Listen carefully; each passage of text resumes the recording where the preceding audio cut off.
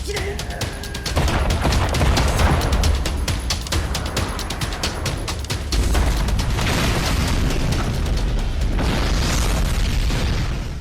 right. Well, hello there. This is the Pacific War podcast, week by week, in association with Kings and Generals. And I am joined by my fellow guest here. If you'd like to introduce yourself. Oh, hey, Craig. Thanks for having me on. My name is Brad St.Croix. I hold a PhD in history from the University of Ottawa.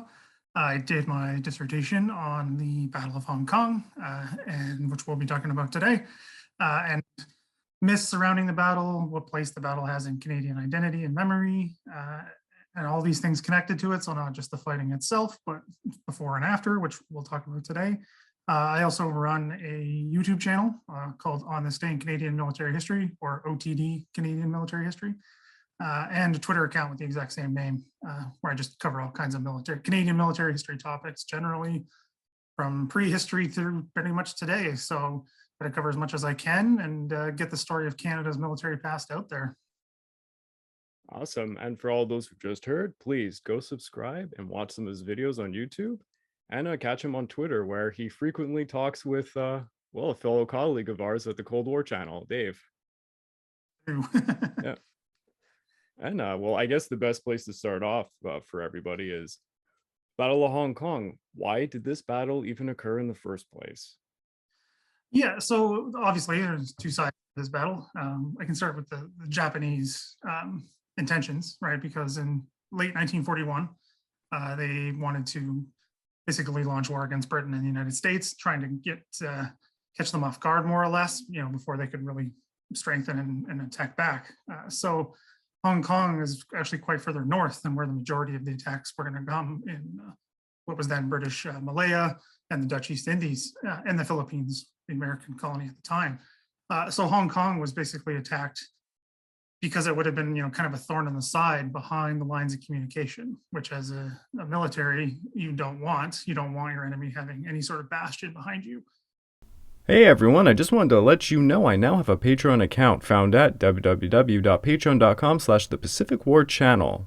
Over there you can find exclusive Patreon episodes and podcasts based on suggestions from patrons, and other benefits like early access to all of my content, live hangouts, your name in the end credits, and much, much more. So please go check it out. And also because Japan had been in war in China off and on for quite a while, which you guys have covered very, very well. Oh, yes. They were in a position to do so. So they dedicated an enlarged division to the attack, along with some army level assets, including artillery and air support.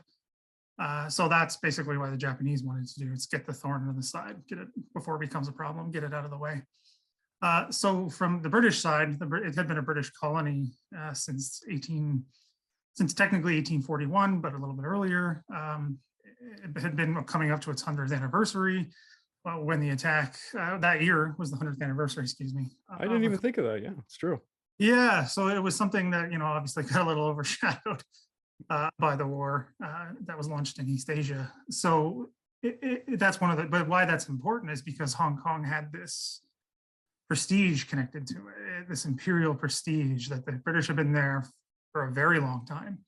And you can't just abandon said colony, which there was calls for an extended period of time, going on for decades. If war with Japan or any other enemy in East Asia was to take place, some wanted to just outright militarily abandon the colony. Some wanted a token force that would just put up some limited resistance and surrender, again, to kind of keep that prestige in line as best as possible. And then others wanted to full out defend this as best as possible.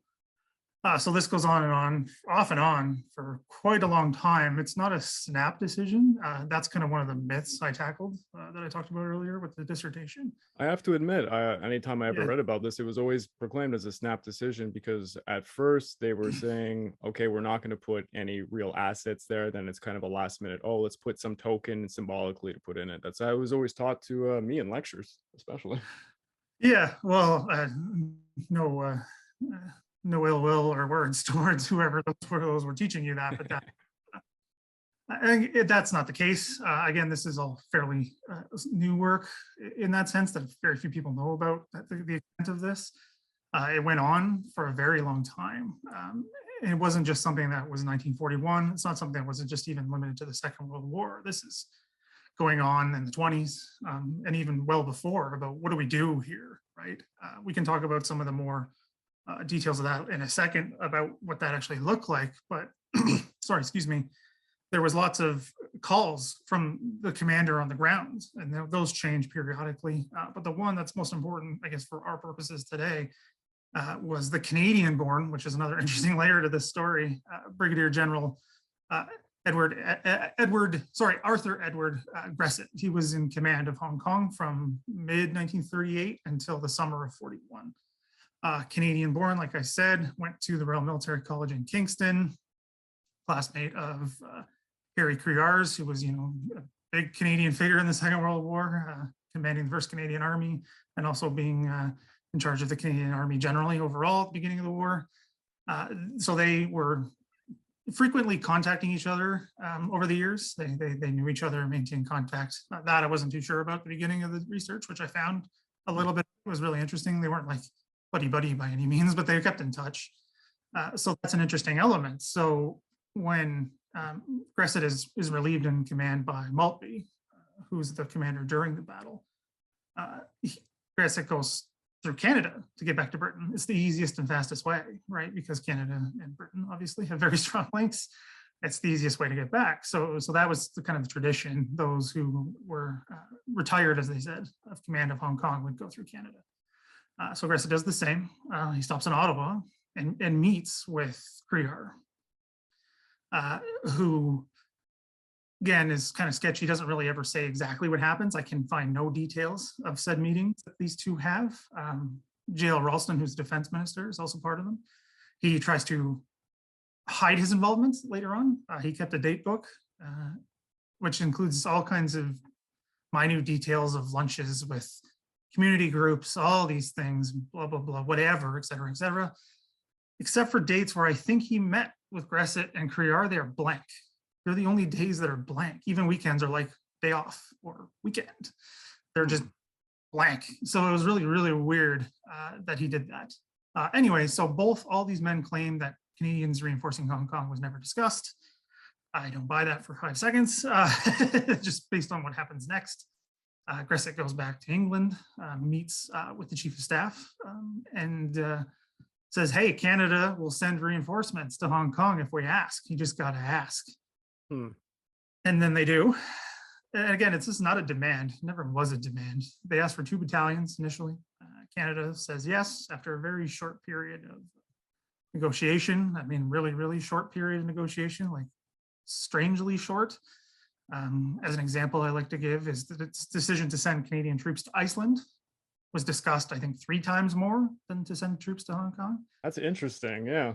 Yeah, so it's an interesting thing. Again, I don't consider myself any kind of conspiracy theorist in any way, shape, or form. It's just some details in the story are just like, what's going on here? Like, this doesn't make sense.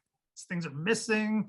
Things were literally hidden. I mean, Mackenzie King, Prime Minister at the time, kept a diary of everything he ever did pretty much in his adult life. The days surrounding said decision were locked in a cupboard in his closet and was found after his death. That's weird, right? Like, why? Yeah, that is weird. That's a little weird. So anyway, Gresset asks, they send the request through the imperial channels, and it just discusses it with the cabinet for a few days. They give the okay, and then that gets moving. So we can probably come back to that. But that's kind of, I use that, it's a very good illustrative example, because going back a little bit, Gresset, who had been there since 38, he was pushing for more troops in any shape or form since he started.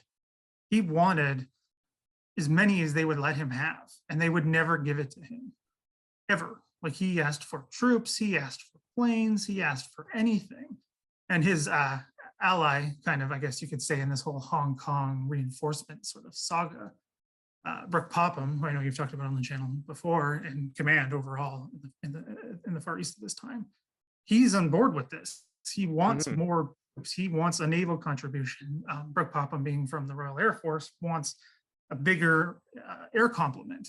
He's even willing to try and play, trying to bluff the Japanese at this point. He wants them to send empty crates that are used to ship fighter planes, sorry, not jets, to Hong Kong to trick the Japanese, because they are very close, right? And they dominate the airspace and the naval the naval space as well, so they can keep up with what's going on. He thinks they can bluff strength. And again, he's and it's rebuffed multiple times. I've read the letters. And why I again harp that is because after he makes this request, once Brexit is back in Britain, there's some chatter at the lower levels in the War Office, as these things tend to happen. And someone at a lower level goes, "Why did he never ask before?" God. It's just like, he did multiple times to as many people as he could. He was going outside chains of command. He was trying to find allies all across, the British military as much as he could, and it just fell on deaf ears. So that's why you kind of have this Canadian contribution, which it wasn't perceived to be a token force. That was not the idea in any shape or form. That was never discussed as what the plan was. They wanted so I imagine it wouldn't be discussed openly. Yeah. No, but like, how do I say this? For those who maybe don't know this kind of minuet level detail of these decisions that are bigger, like especially British files, which are so fascinating to me, is there's handwritten notes all over this stuff. Mm-hmm. Like the archive in Q, and you can see like people have just scrawled notes on these files, and these kinds of are being discussed. And again, not in that language, but it's just like, you're just writing letters back and forth to each other, and these things are brought up and talked about. It's not just these official higher ups that always get the focus with Hong Kong. There's a lot of lower level things going on that get completely lost in how the story is traditionally told. So I think that's getting back to what you asked, why Hong Kong is defended is for that reason. You have this imperial prestige. Hong Kong is also a financial center. You can't just abandon that. It became, I guess you guys have talked about, financial center because of opium. It had largely moved at this point from the opium trade, which is still ongoing again. But also it was important, and this is a very smaller area, and one I'd like to get into possibly in the future, but it's real connection to the nationalist Chinese government. Because it was a leak of materials could go through Hong Kong and potentially get there until the Japanese completely surrounded it, mind you. But yeah, they did get supplies actually. Well, that's why it's very interesting, because it's another layer that I've done some digging in, but not as much as I like. Also because I don't have access to those records or speak the language, unfortunately. But there's all kinds of odd things going on in Hong Kong for the attack. And I mean, talking about the nationalist Chinese. I'm still, there's whispers and hand scrawled notes and all kinds of weird things going on. Questions of what they're actually doing in Hong Kong. They're officially, to have relations, because they have relations with Britain, officially, diplomatically. Also because of the weapons trade that is coming through Hong Kong. It's getting out in drips and drabs. You're right. There's not much getting out, but it's a symbolic importance. Yeah. But there's other questions of what they're actually doing there. Are they trying to undermine British rule? Following what comes, and we can talk about this in the battle part, maybe, what do they do with the criminal gangs that have traditionally been in Hong Kong pretty much since its beginning? Yeah. Well, I guess we can actually move on to the meat of it, the battle itself of Hong Kong, which is a bit of a nightmare, I would imagine, to kind of describe it. Yeah, I mean, it's simplistic and difficult both at the same time, if that makes any sense. Because it's a two-phase battle, right? Because you have the fighting on the mainland, because there's a chunk of the Hong Kong colony. Oh, for the audience, actually, I even thought of this myself, the geography to explain, the Kowloon Peninsula, the new territories, and then the actual island of Hong Kong are three completely different things. Yeah. Yeah, they are all part of the same colony, had come in different parts, different conflicts, that kind of thing, but developed. But by 1941, they're all part of Hong Kong. So yeah, you have the mainland, which is called the New Territories, which borders Japanese occupied China. A little bit of standoff had been going on in that area for around 3 years after Canton, as it's called at the time by the Westerners, was occupied. So a bit of a kind of weird sort of standoff, kind of friendly, but not really, but no real fighting, but kind of awkwardness, kind of best way to say it. So that's the New Territories, like you said, Kowloon Peninsula, the major part of the colony, and then the island.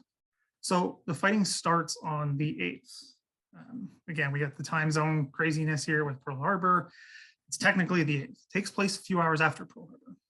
So they are not really aware of what had happened. But again, on the ground in Hong Kong, basically doesn't matter, especially because the speed of the Japanese attack. So their token force is kept on the mainland north of what, and I'll talk about now, is called the Gin Drinkers Line.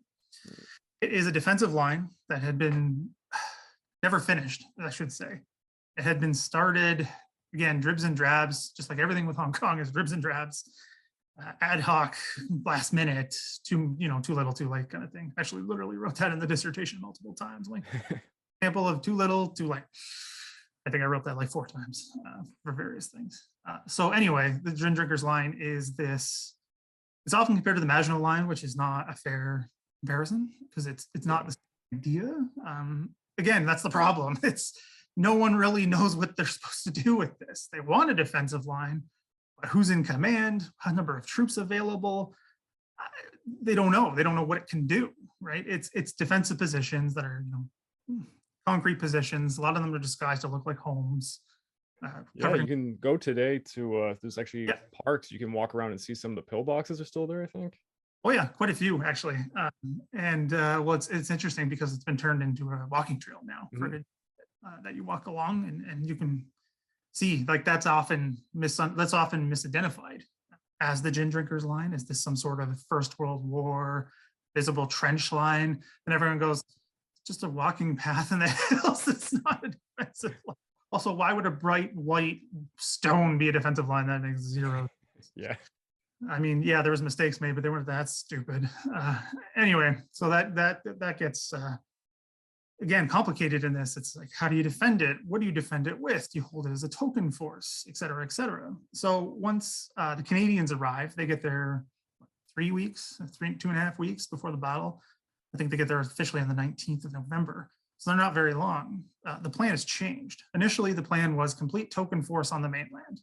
Slow them down, blow bridges, make their lives difficult. Maltby changes his mind once Canadians arrive. They send 3 battalions, which were initially integrated into the defense of the island, to hold the mainland as long as possible. Long story short, doesn't work.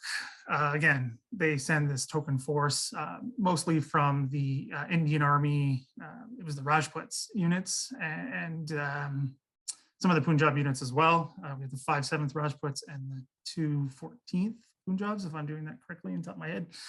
I think I've got maps here, but they're not on there. So I hope I got those numbers right. Anyway, so they're sending like companies and platoons to accompany the engineers, slow the advance, which the Japanese just completely ignore. Literally, there's an account of them destroying a bridge and they can see the Japanese building their own. So they're like, this is gonna go well. So that goes on for less than a day and a bit. Very ineffective. They fall back to the Gin Drinkers Line, which again, there's estimates it can hold out for 2 weeks, 8, who knows? We'll find out. There has been estimates you need an entire division to hold it. They use 2 battalions.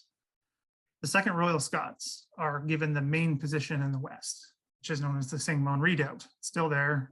I don't know if it has protected status or not. It is still there. You can go through it. It's supposed to be the strong point. This is the pivot of the line. This falls, the line goes. It falls in less than a day. Yeah. It falls so quick and almost by accident. Accident's not quite the right word, but it's attacked by a Japanese unit who's outside their boundary, their regimental boundary.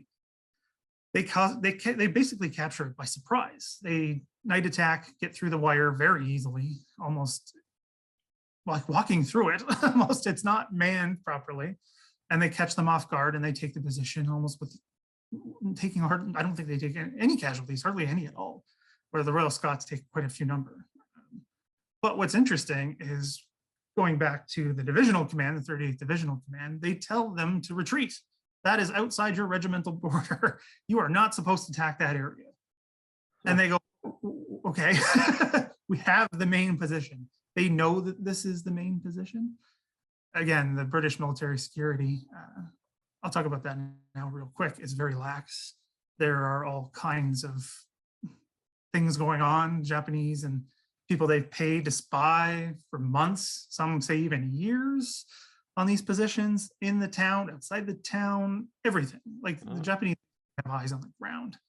And that comes more up in the island battle, but it's an interesting part because they know pretty much everything is, or what the important points are, where they need to go very quickly. And the Shingman readout is a big part of that. So eventually that order is canceled. They say, yeah, okay, we took it, we're going to hold it, we're going to keep it. And then they just push through the line, and then a general retreat to Kowloon is ordered on the 9th or the 10th, I think early on the 10th. And then that's quickly countermanded to the next day to a full retreat to the island on the 11th of December. There had been some initial talks of, do we delay them? Do we put a force out to distract them? Again, it's all over the place. A major problem with this battle is, as standard procedure, if you're about to be captured by the enemy, you destroy everything. Right? Maps, communications, orders, everything. So that was a particularly frustrating part of my research, is there's nothing that survives, hardly any little things, like stuff, the communications that got out, but nothing on the ground from the actual fighting. Everything's done later, which causes all kinds of problems, which we can get to. But for historical inquiry and identity and even political fighting for decades. Anyway, so so it's confusing. This is why this is just the mainland part, and it's so confusing what's going on because there's no records, right? So anyway, so the retreat is ordered. It's actually quite orderly.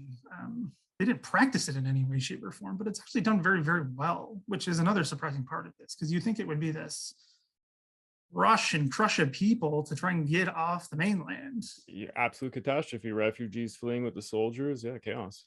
It's not. From the military standpoint, it's not. They effectively abandon the civilians, which is horrific. What goes on once they've retreated. Militarily, it's actually quite an effective retreat. But for the civilians, it's awful, because once the last troops are off the mainland, it's like a miniature almost Dan King in the sense. Yeah. Because the troops on the island can hear and see fires, the screaming, the gunfire, and they know there's nobody left, so they're killing civilians and everything that the Japanese army does, and they're going to do that again. So the Japanese are firmly established on the mainland. They start shelling, pot shots, all that fun stuff. They send an envoy asking for surrender. It's rejected. So the shelling really begins. The shelling program really, yeah, they really light them up. Big time. And this is something I like to talk about with this is what again, I've been challenged, and that's perfectly acceptable academically, is the role of what's called fifth columnists at the time. What role they have in this. Particularly the artillery program is where they come up quite a bit, because there's all kinds of accusations across all kinds of units written at all different times. Like I said, the records are destroyed, of targets being lit up, literally, like people walking next to a gun, holding up a flare. Really? Then all of a sudden a shell comes down. That happens a lot. And this is before the landing is on the islands even taking place. This goes on for days and days and days. Any defensive structures on the island are pummeled from the air, artillery. The Japanese tried to send one more envoy. They take some captured civilians, put them on it to try and intimidate or be like, talk them out fighting, I guess. That fails. It doesn't happen. And then the Japanese send a very small token force. Again, I can't really find why it was sent. Maybe somebody just got lost. I don't know. A small force that tries to land on the island without the major coordinated attack and just gets repulsed. It's a couple boats, but the Canadians light them up pretty badly. But that's not repeated, unfortunately, for the garrison when the landing does take place on the 17th. They cross what's known as the Milan Passage, a short little passage on the eastern side of the island with the mainland, not near Kowloon on the other side. It's a haphazard attack. They are literally stealing as many boats as they can. They have a naval presence, but it's barely used. They have some assault boats. There's guys swimming. Like it's a very ad hoc, strangely planned attack. But because they have such, when I say they, I mean the Japanese, of course, have such good intelligence and such well-trained troops, they overcome these kind of obstacles that they put in their own way. They cross fairly easily. I mean, there's a little bit of artillery fire. There's some machine gun posts, but they've been basically destroyed. So once the landing is enforced, they fall back. Canadians are not involved yet. They are brought forward at this point and are trying to hold what's the Mylune Barracks, which is an old Chinese fort from, I'm not even sure how long ago. It's been there for 100 years, turned into a barracks by the British. They try to hold that. They can't. They think there's some fifth column activity going on there. People showing up all of a sudden wearing civilian clothes, and now they're getting grenades lobbed at them. That's a constant thread throughout the fighting on the on the island. And they get pushed back from there. And if you include a map, you can see why that's so important, because once that is taken, you can just flood in. And that's what they do, the Japanese. They just flood in very, very quickly, especially when daylight has come up, because the artillery has smashed as many positions as they could. There is no Air Force. There was no Air Force before the battle began, right? From the British garrison. It was destroyed as soon as the battle began. We had 4 planes, 5 obsolete old seaplanes, basically wiped out. Would have done very little anyway. In terms of combat, they were more for reconnaissance anyway, which they never did. They weren't sending up reconnaissance flights before they attacked.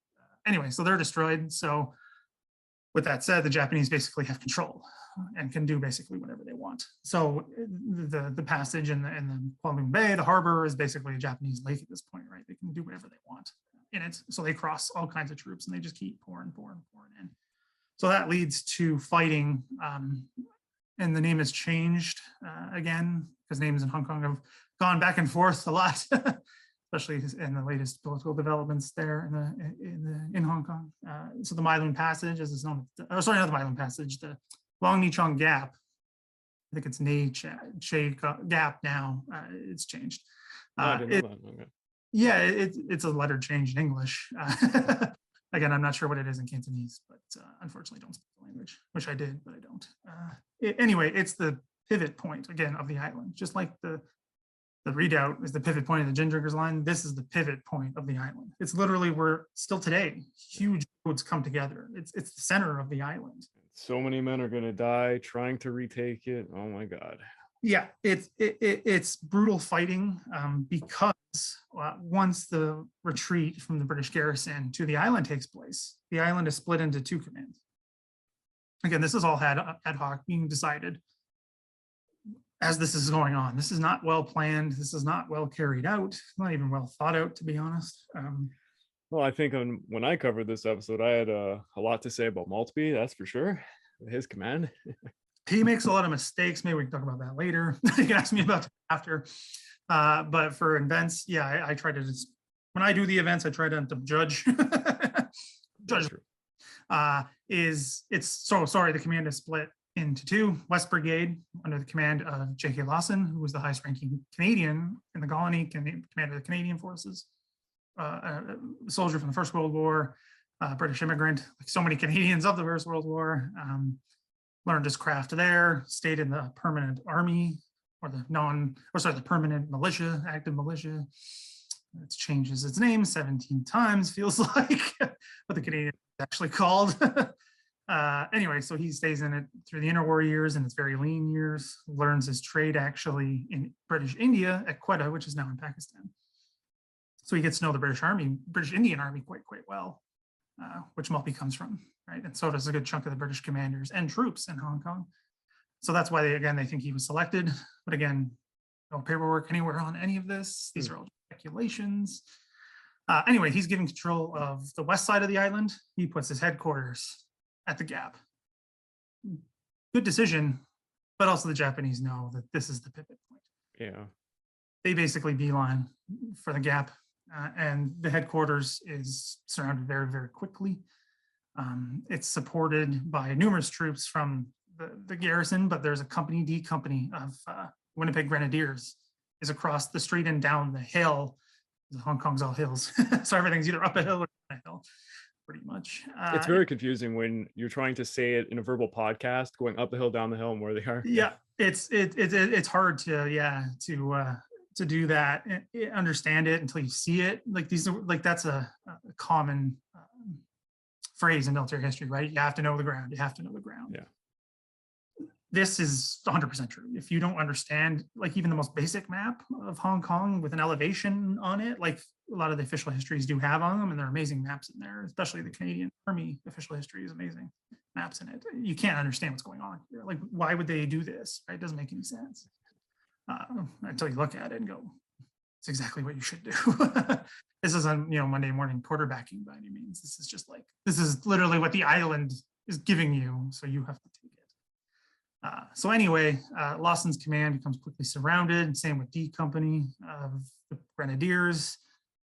Lawson's completely surrounded. He's still in communication with Maltby at this point until he realized he's completely surrounded and there's nothing he can do.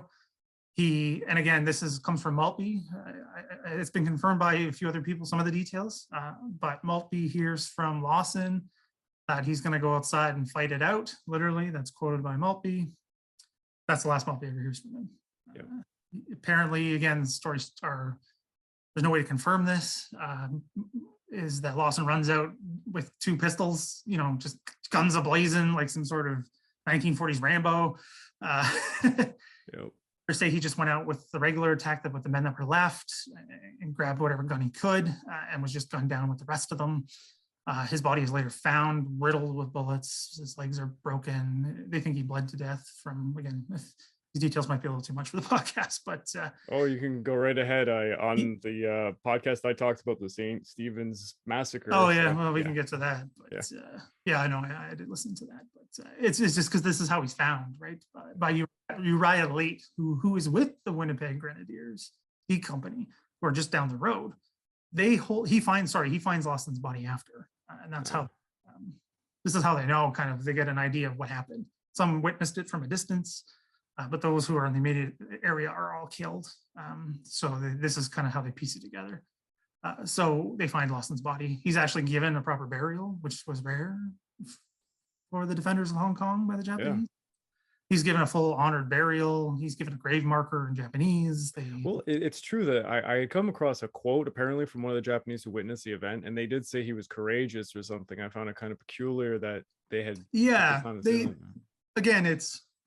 Details are kind of sparse, excuse me, because of a whole number of factors.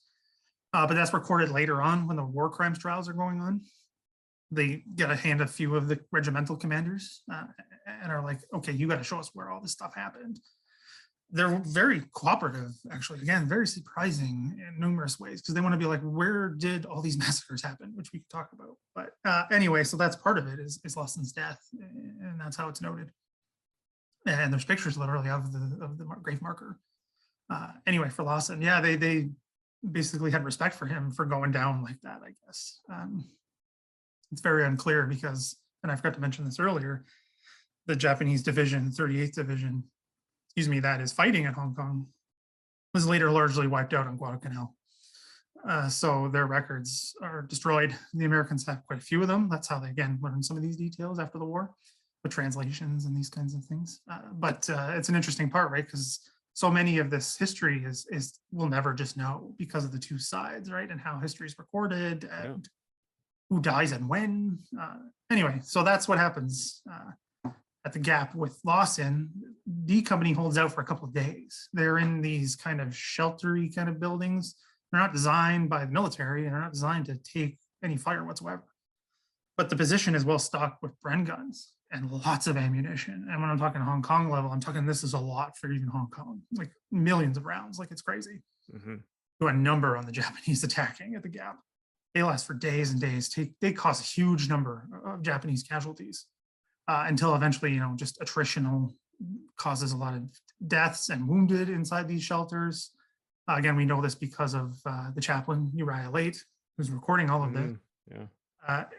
And he's trying to do his best to care for the wounded and the dying and everything. This just goes on for days until the Japanese bring up, I believe it's a 2-inch gun or something equivalent, and literally blow the door in. That's when they surrender. And Late is telling them as this is happening to the wounded, like, you better stand up now. Get up. Like, I don't care. You have to get up because they'll kill you. And that is, again, none of this is confirmed, but that is what has been said to happen. Those who could not walk out on their own out of these shelters were murdered, were killed. outright bayoneted. As we've seen in Malaya and other places. Yeah. Yeah, this is also a story that repeats itself later, numerous times. But anyway, so that's what's going on at that point. They're basically, that position falls to the Japanese, and then they can slowly take the advance west. So after that happens, like you already mentioned, they try to destroy the British garrison, numerous battalions and companies, and basically whatever they can put together are sent at the gap. To try and take it back. They come nowhere close. Yeah. And companies, again, I've read the accounts, not even platoons almost at certain points from the East Command, which is under the command of Brigadier Cedric Wallace, who was a British Indian Army officer. He was in the command of, I can't remember which one of the Indian regiments, sorry, battalions, until he gets elevated to command. He's sending Canadians, whatever he can, basically, to try and take it back. It fails every time. They don't even come close ever. Like, it's just, there is some success, like some small, very local success to some of these attacks. Like there's an account I read of them ambushing a Japanese pack train basically, and they just wipe it out of artillery. Yeah. But that's like a small drop in the bucket, right? These are companies facing regiments. Like it's not good. The numbers are not good. So that fighting goes on for quite a while. There's the Repulse Bay fighting at the hotel there. That goes on for quite a while as well, a couple of days. Canadians are sent there as reinforcements. That's on the southern coast. The same sort of story. They try to hold on as best they can. They repulse a couple of counterattacks. But eventually they have to abandon the position. There's claims of Canadian drunkenness, which only one story has been confirmed of Canadian drunkenness at Repulse Bay. Was actually a private from the Royal Rifles, one of the Canadian battalions. Actually, he passes out drunk, I think, in the kitchen of the hotel, something like that. Maybe one of the walk-in freezers. I can't remember. He passed, maybe in the basement. He passes out drunk. The civilians are like, he's passed out in a uniform. They'll kill him. They switch him out into civilian clothes. And actually, he gets out first. He's one of the Canadians to first get out of Hong Kong. He's repatriated as a civilian. I've never heard this. Okay, wow. Yeah, I forget his name off the top of my head.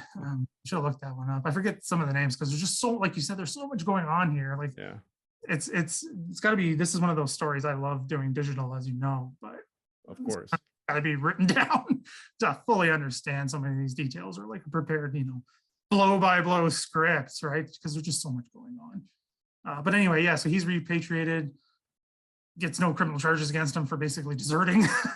Yeah, pretty much. I mean, because there's enough blood, right, connected to Hong Kong. Why, charged for deserting when he's just a drunken idiot who just got lucky. So anyway, so Repulse Bay quickly falls as well. They have to abandon the civilians yet again.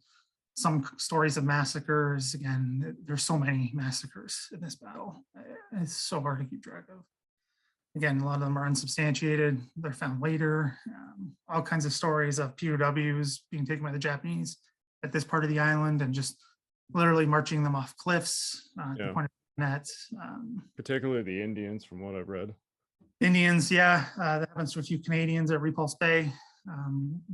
Again, the stories are sketchy and details are unclear.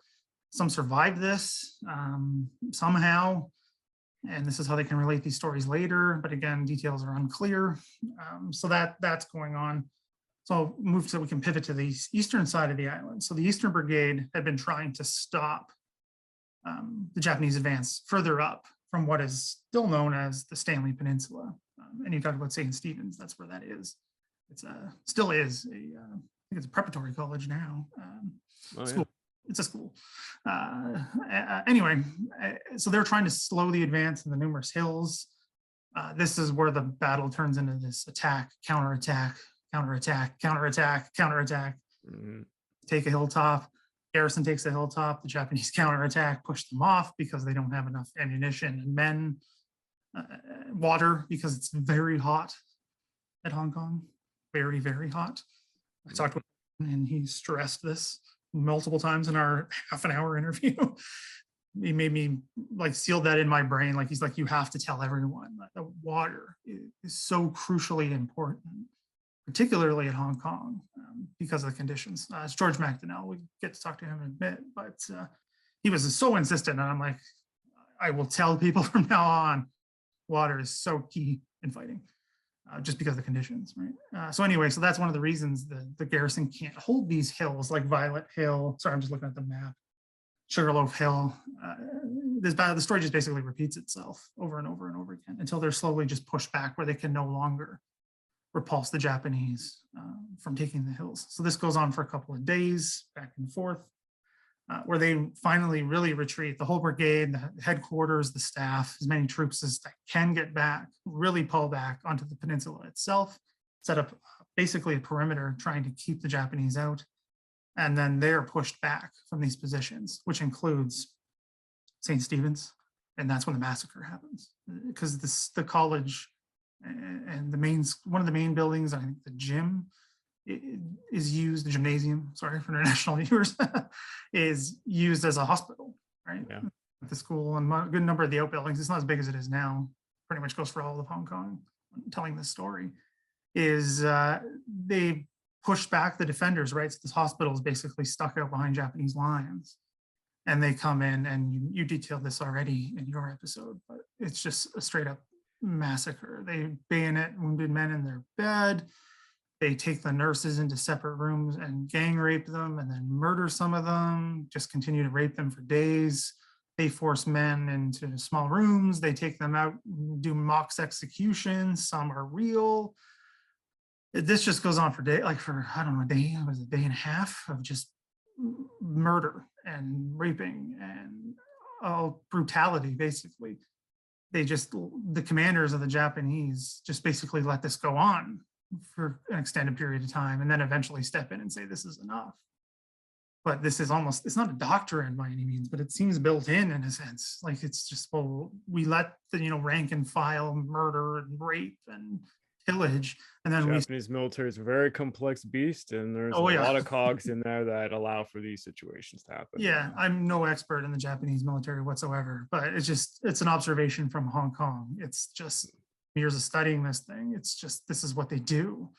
Like they just massacre and murder, and then eventually the commanders are like, okay, that's enough, and then it stops. So it's just, it's yeah, like you said, so many moving parts, complicated. Not an expert in that. I just read the reports and everything that's happened, places like St. Stephen's. And then it's kind of one of the massacres that's come to mark the battle and is extremely well known. It's been documented in pretty much every documentary on the battle. It's brutal, absolutely brutal. The amount of people that are killed and raped there is just civilians, doctors, and nurses. Nurses, everybody. It's just brutal and awful, and one of the just symbols of Japanese brutality in the Second World War. So with that being said, now that this position, these high ground has been taken by the Japanese, basically the East Brigade is on its last legs. They've pulled back to the Stanley, well, it's called Stanley Fort, the jail, it's all kind of one complex. Mm-hmm. That's the command position now. That's literally the front line and the command position. Like everything's mixed together in this mess. Units are not really separate anymore. They are, paper and tactically so, but like the lines are, it's tiny. So as I had already mentioned before, and this is one of the things that Wallace, who I talked about before, commander of East Brigade, is criticized for, is he orders a counterattack Christmas Day to take that had just fallen. Like I said before, these attacks and counterattacks have been going on and on and on. They are necessary. You have to take the high ground to hold Hong Kong. If you don't hold it, you don't hold the island. But at this point, Christmas Day, the utility of these things has outstripped the strategic situation. They're literally backs to the wall, backs to the sea, basically. No Dunkirk is coming here. He orders a counterattack, and it's given to D Company of the Royal Rifles, Canada. And one of the platoons has had all the officers wiped out. So Sergeant George McDonnell, who's still with us, amazing guy, sharp as a tack, has an amazing post-war career in government and business. I'm very thankful for him. I've spoken with him. He wrote a book on his experiences. It's an amazing book. You can read it if you can. He leads one of the platoons in this attack. Initially, it works. They push the Japanese back. They just come at them with this last ounce of strength and ferocity and push them back from the high ground, albeit only for half an hour, because the Japanese are masters of the island at this point. They can just throw a battalion against a company, against a platoon, and they do. And then the numbers and casualties start piling up, and then they push back, get pushed back yet again. The story just continues on. And then then surrender is ordered by Maltby. He orders the surrender. It doesn't reach the Eastern Brigade as quickly as it does the West, because the West Brigade, like I said, had been slowly pushed back after the gap, just holding positions, falling back, holding positions, falling back, because that's where Maltby is. He's on the west side of the island, and in the command bunker, basically underground. And he's left, and he's cut off basically from the East Brigade. They don't know what's going on out there. East Brigade still thinks the battle's going on after the surrender takes place. Like they're still fighting, pot shots and that kind of thing. But eventually they get the message and then they surrender. And then that happens in the West as well. There's some wanting to resist, some that just try to slip away. A couple of people get out. Very few stories. Those are kind of heralded as this sort of, they continue the resistance, they get out. There's a handful. It's hardly anyone gets out of this, gets off the island because of just conditions, right? Most of these boats have been destroyed by the British to keep them in Japanese hands. So what are you going to do? There's nowhere to go. So they literally surrender, particularly people of European descent, right? You're going to stick out. You can't blend in with the population. Yeah. They're going to see you. They're going to know. And then that starts nearly 4 years of brutal captivity for the garrison. Yeah, and it's forever known as Black Christmas, the day of surrender. Infamous. Christmas Day. Yeah. So it's for those families of those men. Christmas has always been tainted in that way, right? This is when the 4 years of brutality begins, and it still has an impact. Talk to people, children of some of these veterans, and it's emotionally charged, as it should be. Yeah, I never went into it on the Kings and Generals podcast. I never talked about it, but on a minor kind of under budget episode of my own YouTube channel, I did go into the POW years and the occupational years, and it was terrible for Hong Kong. Oh my God. Yeah, so I can just do that real quick because I do want to talk about kind of some post-war stuff. So they're initially all kept on Hong Kong. So you have North Point camp on the north point of the island is used as a POW camp. It's tiny. They cram thousands in. Disease quickly takes hold as these things happen in subtropical climates, right? Diseases run rampant, cholera, diphtheria. Malnutrition takes a huge toll very quickly because they don't really feed them. There's no sanitation whatsoever, no medical supplies. The Royal Army Medical Corps does amazing work during the battle and after for years. They're working with literally nothing at certain points. Like they are, again, it's more to go. There's too much detail to go into now, but the things that they're able to do and the lengths that some of these doctors go to, like it's not collaboration in that sense because they're just trying to save these guys' lives. But the way that they're able to try to manipulate and beg and borrow and steal as much as they can from the Japanese guards. They try. Some of them are successful, some not so much. They try to turn the brutality of the Japanese army on its head by saying, like, to one of the commanders at one of the camps, all these guys are gonna die on your watch, and the commanders aren't gonna like this. So they allow some diphtheria vaccinations into the camp, and it stops an outbreak. I think that's in 43. Again, I can't remember the dates, but these are going on and on. This goes on until liberation. And then there's a camp on the mainland that was initially built for the army as well at Sham Shui Po, which is a district in Hong Kong still today. That's Canadians are held there for an extended period of time. Same story, too small, too many people, disease, malnutrition, beatings are on the regular. The Japanese guards and some of the Korean guards, which are conscripted into Japanese army service, they're said to be some of the worst because they're for various reasons trying to show off, I guess, trying to be as brutal as the Japanese so they don't get the attention. I don't know. And the one particular story that is quite shocking to a lot of people with the POW years is the story of Kano Inouye. He's a Canadian-born citizen of Japanese ancestry. His parents were born in Japan. emigrated to Canada.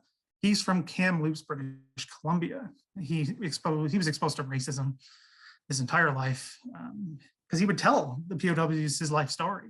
Like, I was treated poorly, now it's your turn, kind of thing. That happens frequently. He tells them everything because he speaks perfect English, right? He's Canadian born, right? Just like they are, no different, right? Just different ethnicity. So he tells them all this, and he's one of the most brutal guards. He beats many men to death. They don't even know how many he actually beat to death. He would just have summary beatings for no reason. To the Canadians, he was called the Kamloops Kid because that's where he was from. The Brits called him Slap Happy because he would just beat anyone for any reason. And they didn't know about Kamloops, so they're not going to call him that. So this goes on and on and on. The entire war, he's actually captured after the fact, and he's brought to trial. They try to get the Canadian government, this is maybe something we can talk about briefly, but they don't really launch any war crimes trials. I mean, period. Even in Europe, they're very limited. But particularly in Hong Kong, they're happy to let the British take care of it. Except for Hanoi, what do we do with this guy? Canadian citizen who had been beating our troops, had been murdering them. It's an interesting situation. I've never heard of this one myself. Yeah. Yeah, it's complicated. They tried to initially get him for war crimes. Under Canadian law and the international law that's developing after the war, especially, you can't try one of your own people for war crimes against your own country. What do they get him on? Treason. Because he voluntarily joined the Japanese Imperial Army. Okay. And they hang him in Hong Kong in 1948, I believe. He is executed for his crimes. And that's one of the few there is Canadian involvement in the war crime trials that take place in Hong Kong, but the Canadian government is not driving any of this except for Hanoi. It's one of the few Canadian, trials, just like in Europe. There's very few Canadian-driven Canadian courts. This is one of them.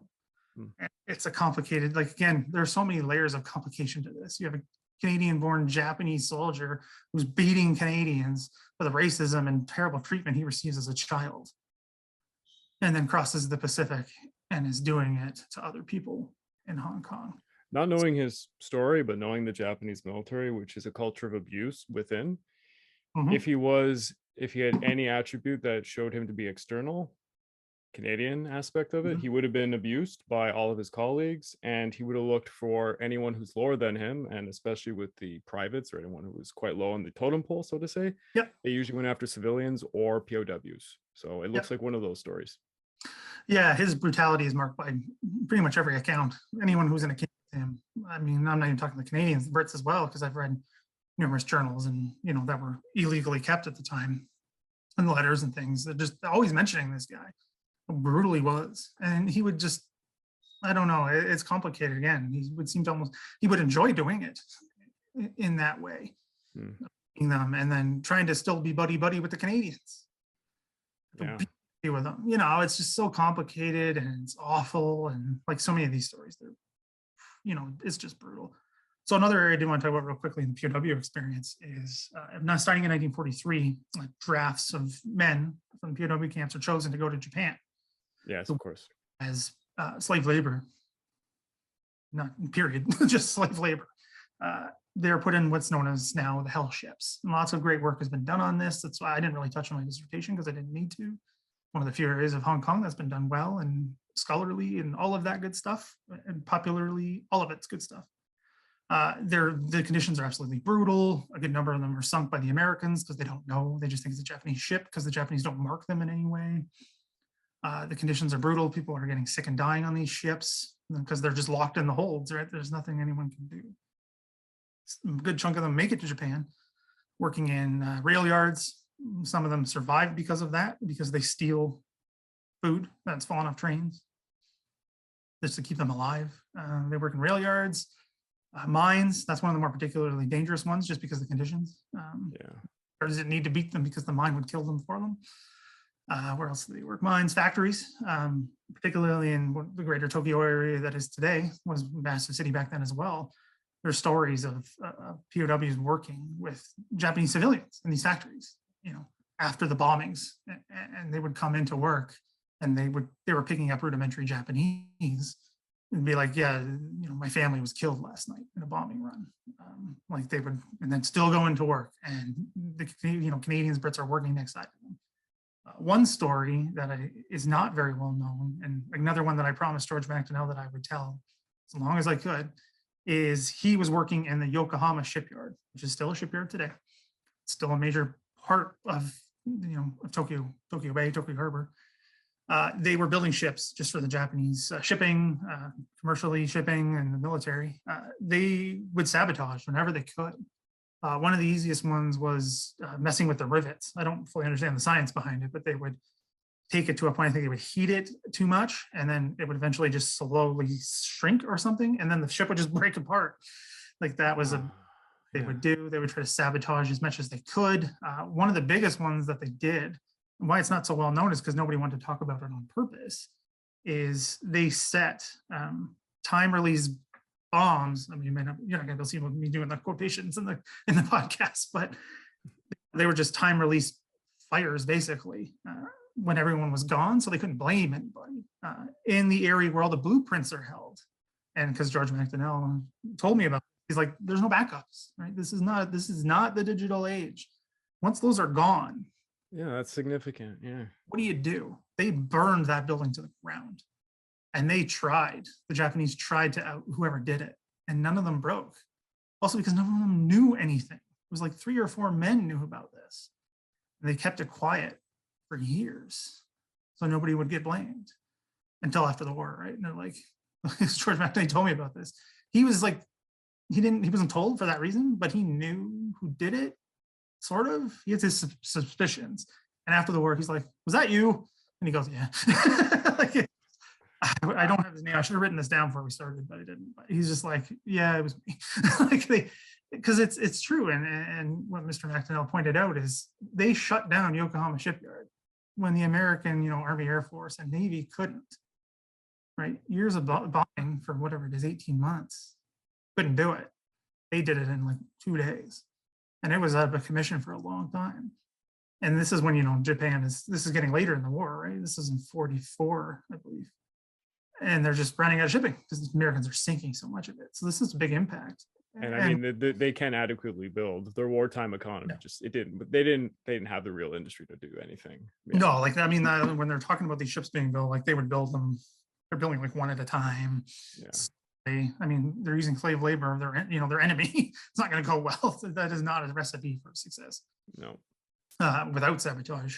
I mean, there are kinds of stories of sabotage and things being done on purpose, or like, oops, I didn't mean to do so, just like small, like dropping equipment and losing drills and things like that, and rivets falling out and all of that. So why that story is important, particularly because, and I do feel this, the Battle of Hong Kong is overshadowed by the suffering of the POWs.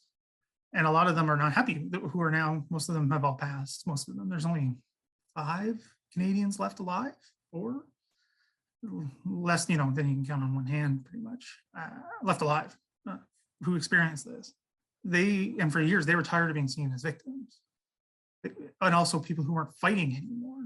They were still fighting. It just wasn't on a Pacific island or against the Nazis.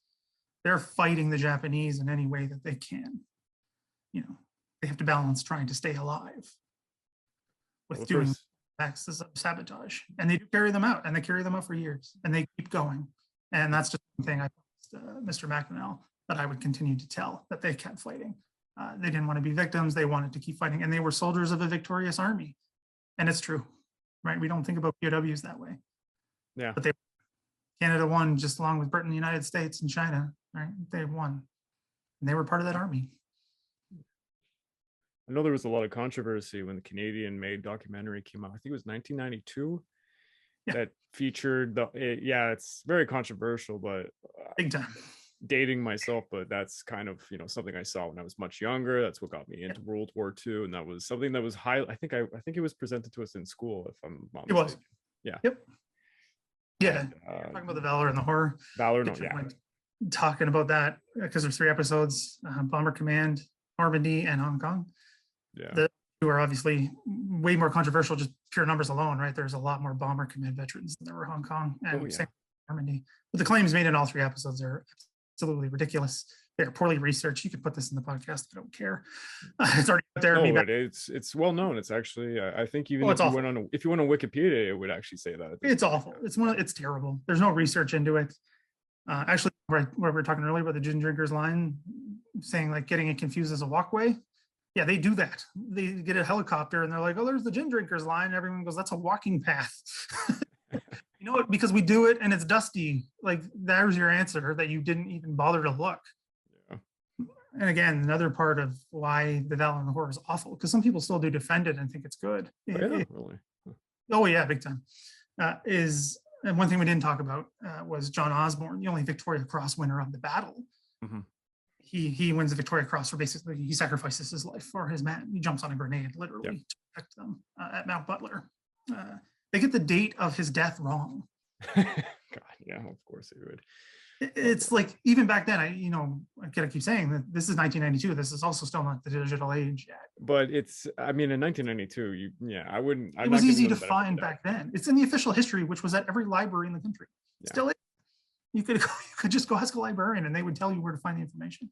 Also, his citation was readily available as well. No different for the Victoria Cross. It's a Victoria Cross. This isn't, a thumbs up sticker in kindergarten here. This is a big deal. And they just didn't care. They just wanted to tell a story and fit their narrative. The Brits are terrible and so are generals and we hate them and so should you, kind of thing. I mean, that narrative is very strongly felt in that. I think it pretty much influenced my entire generation as far as who had seen the video or knew anything about it. Oh yeah, for sure. And that's kind of one of the things I argued in the dissertation, is the Valour and the Horror is this culmination of this pattern, right? Hong Kong vets, the Hong Kong story, why I want to talk about the post-war, is it comes in, ebbs and flows, right? There's so much attention to it and then it drops off. And then something else happens and then it drops off. Like, there's an inquiry done in 1942 about all of this, which is a whole complicated thing, like everything else in this story. Basically, the Supreme Court Justice Lyman Duff finds the government not at fault for anything. The government opposition doesn't like that. It turns into a whole row. Charges are filed and then summarily dropped, and it's a political infight in Parliament for a good 6 months. And then, attention moves to something else. DEAP happened 6 months later, right? So attention moves on. In 1948, I can't remember if you talked about this in the other podcast, but Maltby releases his report is released about the fighting in Hong Kong. It's actually censored, is the technical term. The initial draft blames the Canadians even more than the draft that is released to the public in 1940. Right. Oh yeah, there's claims of drunkenness, that they were drunk and that's why we lost, particularly in the East. All these kinds of things. They were insubordinate, drunk, didn't know what they were doing. Most of that is taken out by C.P. Stacey, who's the official historian of the Canadian Army. He tells them, this is not true. You cannot substantiate any of this. Take it out. And they eventually do. But even though the report that is released is still not glowing to the Canadians in any respect. So that causes a whole row. And there's a Senate investigation done. Those of you in Canadian know about Canadian politics, the Senate basically has no power. They're basically mark on things. So no one really listens to it, but there is still fighting in the Parliament because the Liberals and the Conservatives, like today, are always fighting.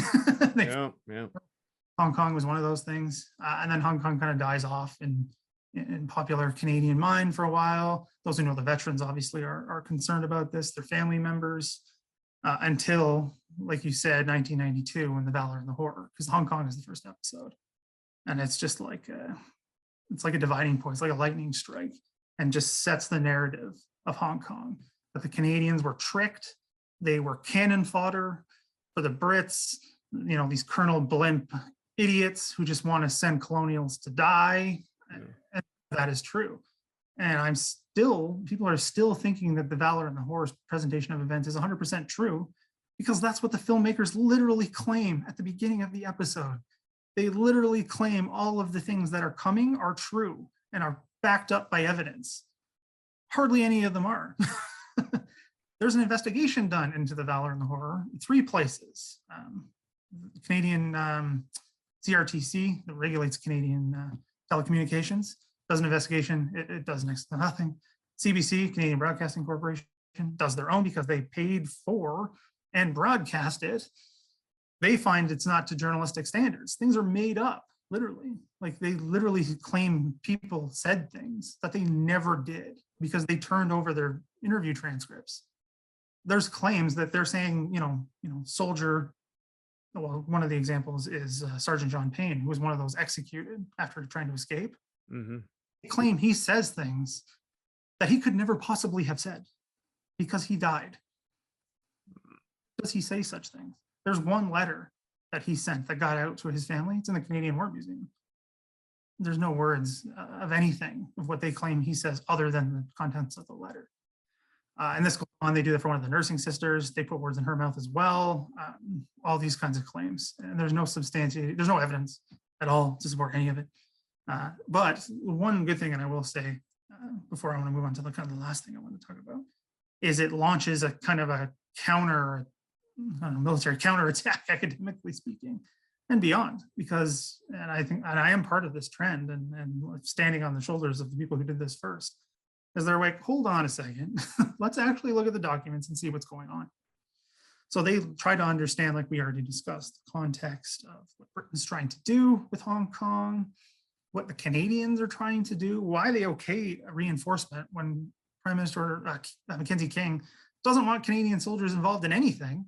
Well, all of a sudden, he's saying, oh yeah, sure, you can take 2 battalions to the other side of the planet, it's no problem. Trying to understand what's going on there, right? There's Canadian backlash at home for Canadian soldiers not fighting in North Africa at the time, whereas, the New Zealanders and the Australians, even the Indian Army, South Africans are fighting there. Where are we? We're just chilling and doing nothing. They weren't doing nothing, but, that's the popular perception. So King has to fight against that, and he doesn't want to get involved, but he also doesn't want to lose, the English part of the country in the next election. So he's always trying to balance things. Like things like that are not mentioned in the documentaries. They're not mentioned in the books from this time about Hong Kong. There's very few, but The Valour and the Horror was so popular and still is in so many ways. Like millions of people watch this thing in Canada. Yeah. If you look up a documentary in Hong Kong, it'll be the first one, I'm sure. You'll find it was 100% the first one. It's the first most people had ever heard about the battle at all. And millions watched it. And this is the early 90s. If millions of Canadians today are watching something, that's big. Millions were watching this in the early 90s. Like that is something we just don't think about when it comes to this battle, what that means. Like I know The Valour and the Horror has influenced people's thinking about that because they'll literally come up to me when they find out who I am and what I do. And they're like, oh yeah, the British, they were terrible, right? They just wanted the Canadians to die. And I went, no, you watched The Valour and the Horror, didn't you? Anyway, so that's kind of what I've been working against. It's a big uphill climb. I try to do the best I can. I hope to write a book on it. We'll see. It's a difficult story to tell, as I already mentioned, as you know, Greg. It's easy. Particularly what angle to take and how to go about it. It's going to take some time and thinking and how I want to present this, but there is a backlash against these claims and all of this this kind of the lions led by donkeys sort of school that has that's a good way to look at it. Yeah, military history, and I'm sure a lot of your viewers know what that means. If you don't, just Google it; it'll come right up. But that's definitely one of the things that is definitely influencing the legacy and even just our basic understanding of what happens in the battle, because everything is seen through that lens of they just wanted to kill Canadians because they didn't want Brits to die, or they just wanted to hold a colony because they're evil imperialists. There are so many different rationales for what happened. But there's just, you got to understand, I don't know, it's that onion principle. There are so many layers here that the idea they would rather surrender it to the Japanese than allow the Chinese to fight for it and then lose to the Japanese was another. That's part of it. That was part of it as well. They didn't want to surrender because they didn't want China to take it because they never expected to lose to Japan, like the war overall. But like even if they take Hong Kong, a brutal battle, which is what they'll get it back. Yeah, after the war we'll get it back at the peace agreements. Like we have the United, because that was the plan, right? Securing the empire was Churchill's first. Yeah, it was one of his primary goals with war in the East. Again, there's whole debates whether he cared about the war in the East really beyond, cursory glance. Again, another complicated topic that I'm not going to touch because I'm not an expert on Churchill and don't ever claim to be. Oh God, yeah. It's a layer to it, right? These things are happening, concurrently. You can't just say, oh, it's one thing or it's this or it's that. I'm like, oh, it's a network it's a spider web. It's a web. Yeah. You've got webs of events and people. It's not one person pulling levers here. It's complicated.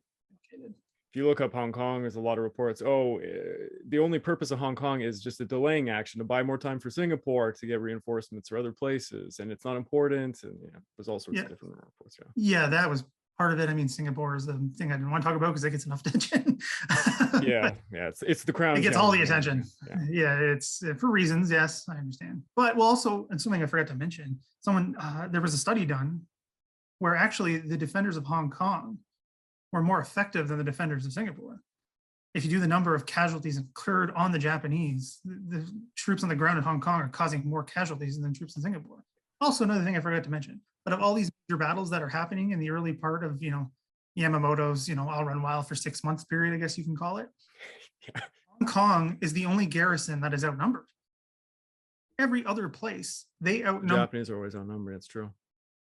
Malaya outnumber them. Philippines them by a lot.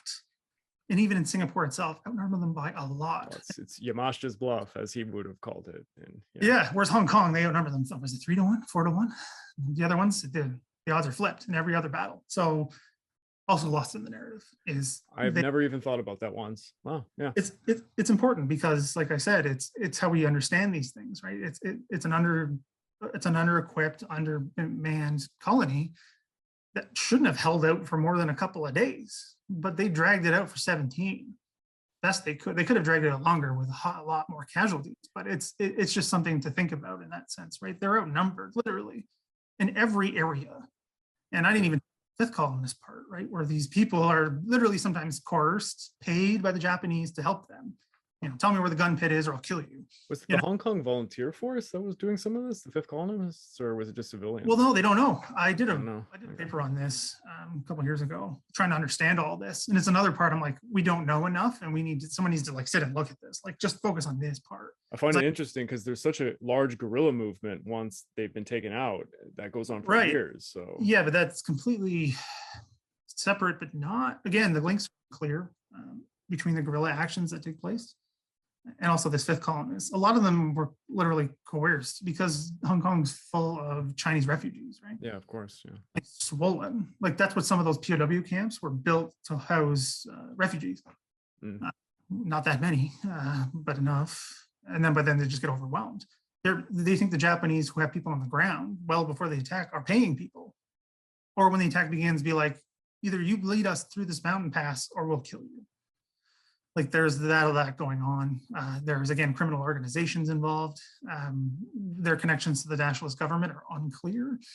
At one point, there is a supposed plot to murder all the white people of the colony by the criminal gangs. It's negotiated to not do that with as much money as they can get their hands on. Not talked about, but they leave the non-white population, let them do what they want. You don't kill, as long as you don't kill the white people. We don't care. That was the deal that was struck.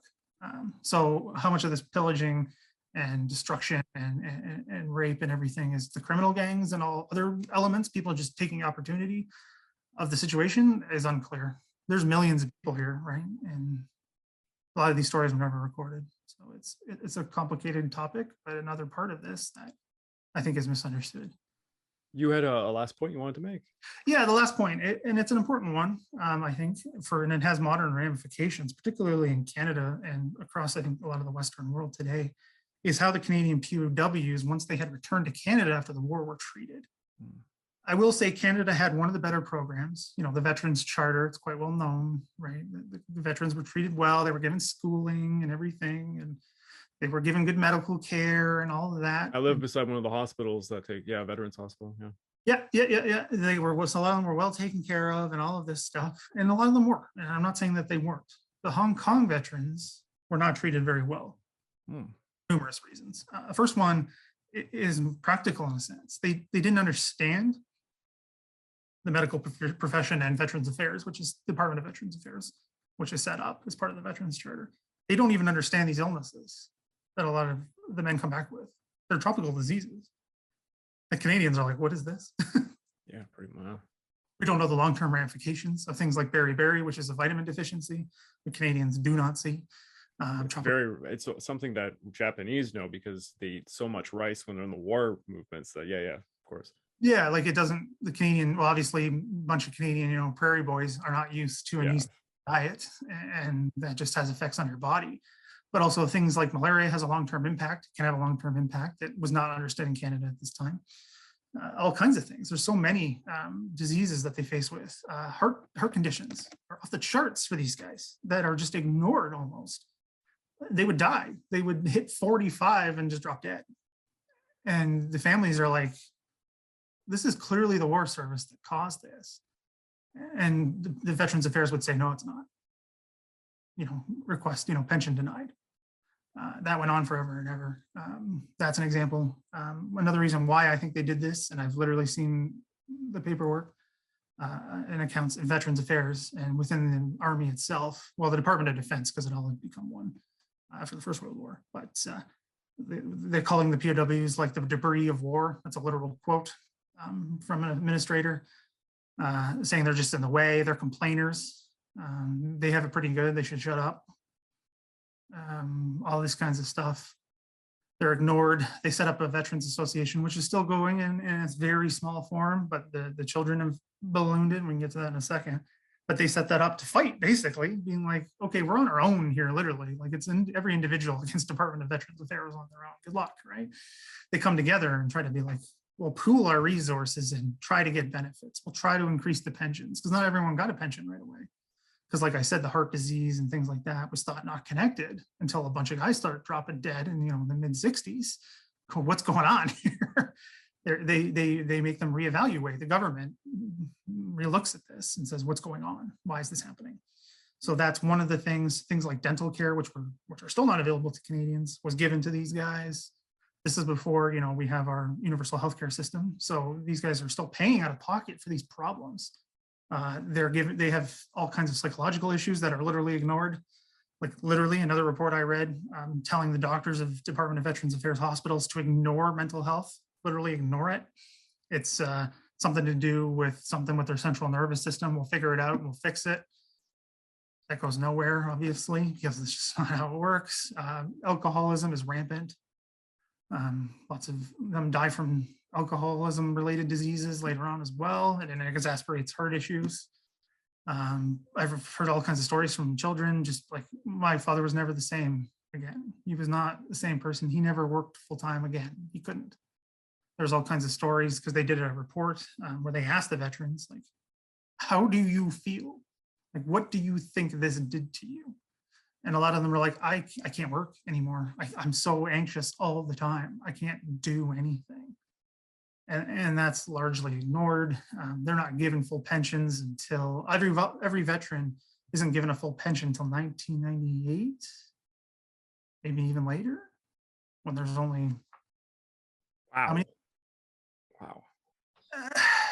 And again, like I said earlier, I'm not a conspiracy theorist by any means. I'm not saying this is just some sort of vendetta against the Hong Kong veterans. But later on, like I said, the children, because the veterans, like I said, mostly had passed away. They were becoming older, couldn't run the organization like they like to used to, because they had moved from fighting for benefits to fighting for commemoration. The children have taken that over, and they're a great organization, and I know some people from it, and they're amazing in the work they still do. They wanted to put in a memorial, which is in place in Ottawa today. I have some video on it on my channel, actually, because I live in Ottawa and I regularly go visit it for, I think, obvious reasons. There was difficulty in getting this thing built, literally getting the land. The National Capital Commission, which controls these things, the crown land in Ottawa, gave them a plot of land. They said, okay, no problem. We're not going to pay for any of this. You can have the land, but we want to see the design first. They gave them a design and they said, no, we don't like it. It doesn't match the buildings in the area. And if anyone knows, this is the area down by the Rideau Falls, where the National Research Council building is, which was built in the 20s, I think. And what used to be whatever the department was in there before, I forget, but it's foreign affairs in that area. These buildings look nothing alike at all. One's built in the 60s, one's built in the 20s. They look nothing alike. There's nothing else there. A couple of embassies down the road that are not Canadian property. And they say it doesn't fit this area. It doesn't fit. What they wanted, the NCC, raised the costs almost triple. And this was a grassroots organization getting, business donations, members giving $100, and they said, no, you have to redo it. So again, I'm not saying this is some sort of conspiracy here, but if there's a pattern, I'm going to call it out, right? They're getting called debris of war. They're ignoring their mental health. They're ignoring the alcoholism and all the other heart conditions that doctors are like, this is caused by malnutrition. This is caused by the diseases they had. You have to do something. Like ignoring this and them having to fight and claw for any benefit. And then all of a sudden they want to put up one memorial on a very small patch of land. And they say that it doesn't fit the buildings. Like, what? Again, I know it sounds conspiracy theory, but it's just a pattern. And I'm like, why is this still happening? And this is in 2009 when this happened. And it's just, to me, maybe it's because it's Hong Kong related and due to geopolitical matters currently ongoing. I guess maybe it'll raise attention to certain things, but yeah, and I guess this can be a good conclusion and something I've looked at in many ways, and not just even academically, but talk to people and ask people questions and do like live streams and stuff. Is defeat? What does defeat mean in Canada? Right? We're not a nation that loses wars. We don't lose wars. Period. We can argue about that, whatever that exactly means. What Canada is as a nation and whatever. I'm not talking about 1812 because I've made that mistake too many times, but with Americans and it's my favorite thing to talk about. I try to, and it's just like, this is, I'm out. Nope, but not worth it. It's like, to put your toe in the pool and you're like, oh, that feels nice. And then you jump in and you get attacked by a shark or something. It's just like, I'm staying away from that.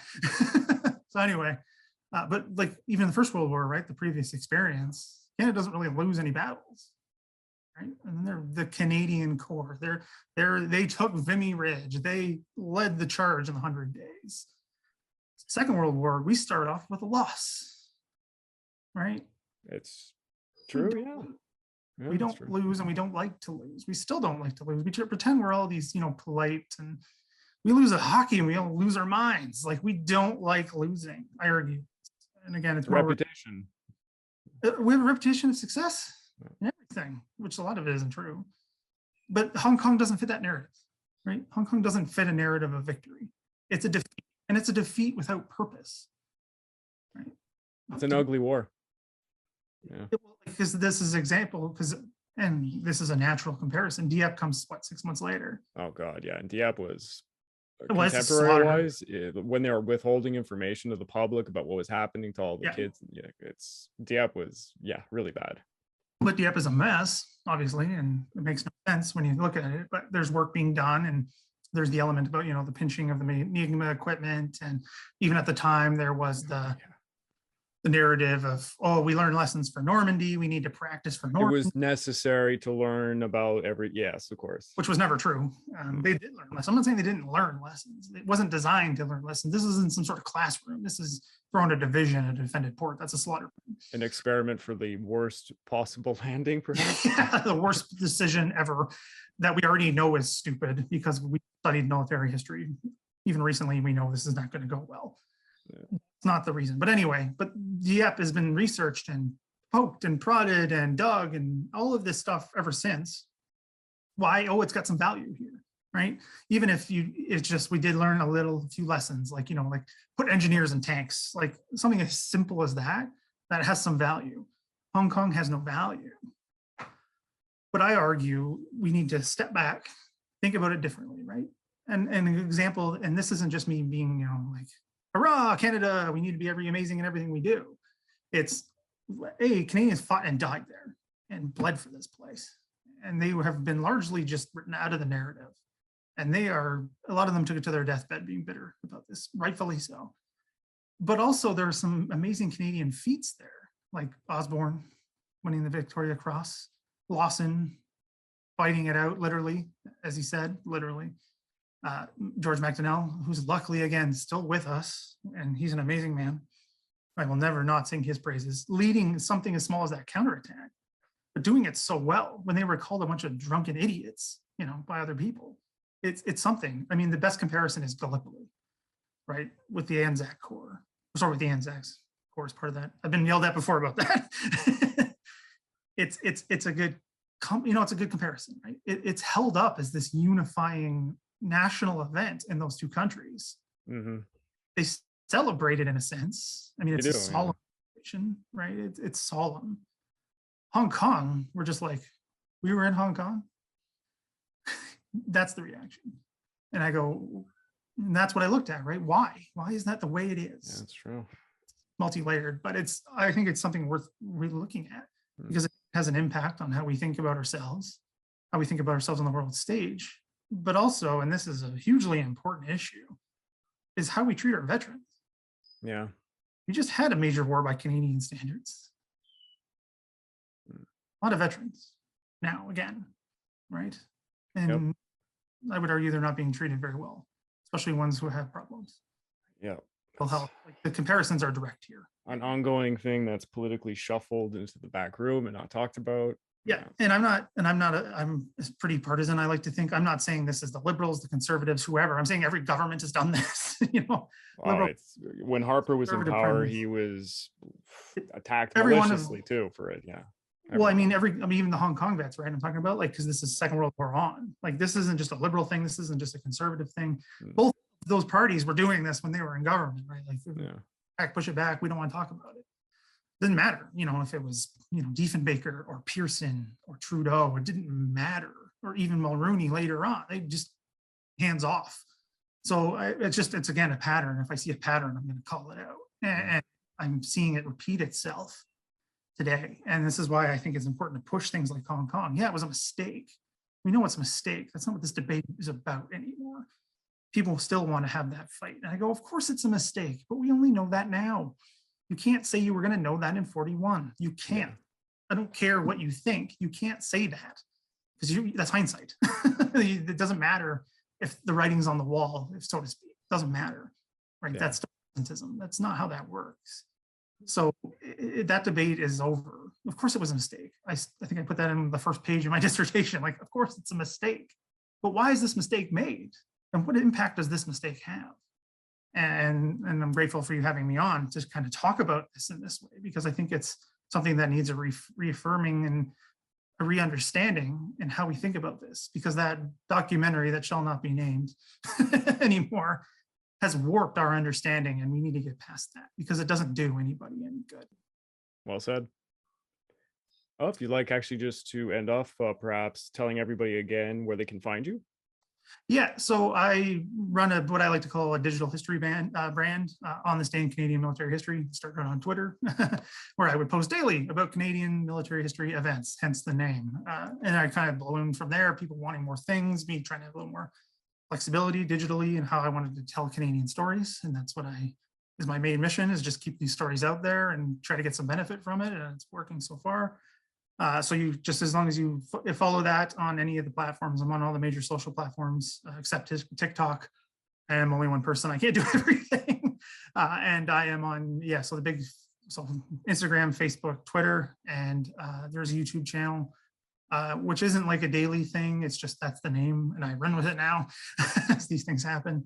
But I do it's all Canadian related in some way, shape, or form to military history, where I do live streams with authors, historians, people involved in said events, because I don't just do world wars. I do as much as I can.